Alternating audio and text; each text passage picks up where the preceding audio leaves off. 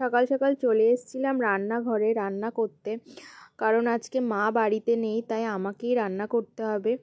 তো ফার্স্টে আমি আলুটা ভেজে নিয়েছিলাম, কারণ আমার হাতে সময় খুবই কম, আমাকে অনেক কিছু রান্না করতে হবে। তো তারপরে আমি মাংসটা কেটে নিয়েছিলাম, কারণ মাংসটা একটু বড় সাইজের ছিল, তাই আমি ছোট করে পিস করে নিয়েছিলাম। তো তারপরে আমি মাংসটা কাটার পরে আমি পরিষ্কার করে ধুয়ে নেব, তারপরে রান্না শুরু করব।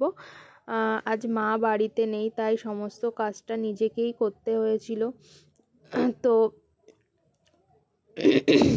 একটু ঠান্ডাও লেগেছে, তাই একটু সমস্যা হয়ে গেছিলো।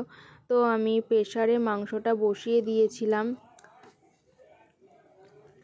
মাংসটা কষিয়ে আমি প্রেসারের মধ্যেই জল দিয়ে সিটি দিয়ে দেব, কারণ আমার একটু টাইমটা কম আছে হাতে, আমার তাড়াতাড়ি রেডি করতে হবে খাবারগুলো। আর এদিকে আমি মাংসটা বসিয়ে দিয়ে আমি এদিকে পোলাওয়ের চাল ভিজিয়ে রেডি করে রেখেছিলাম, পোলাও বানাবো তার জন্য।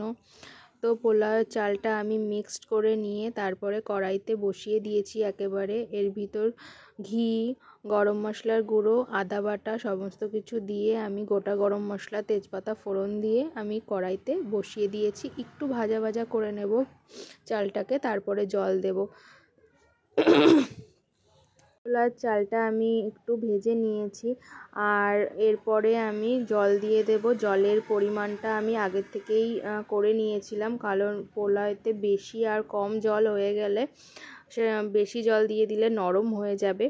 আর এদিকে আমি কাজু কিশমিশটাও দিয়ে দিয়েছি একেবারে, দিয়ে এটাকে ভেজে নেব চালের সাথে। আর এদিকে আমি জলটাকে মেপে রেখেছিলাম, তারপরে আমি জলটাকে দিয়ে দেব।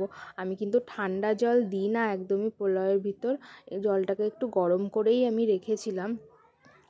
আসলে মা বাড়ি না থাকলে খুবই সমস্যা হয়ে যায়।